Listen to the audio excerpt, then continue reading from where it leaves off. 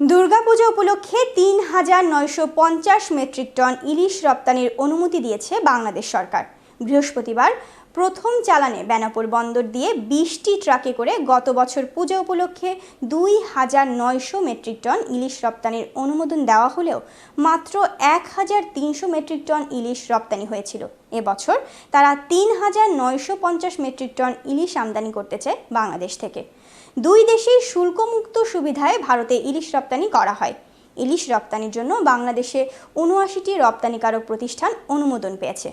বেনাপোল মৎস্য পরিদর্শন ও মান নিয়ন্ত্রণ অফিসের পরিদর্শক মাহবুবুর রহমান, C&F এজেন্টের প্রতিনিধি ম্যানেজার রাজু আহমেদ, বেনাপোল বন্দরের ভারপ্রাপ্ত পরিচালক আব্দুল জলিল জানান, হিন্দু সম্প্রদায়ের সবচেয়ে বড় ধর্মীয় অনুষ্ঠান দুর্গাপূজা উপলক্ষে ৩,৯৫০ মেট্রিক টন ইলিশ রপ্তানির অনুমতি দিয়েছে।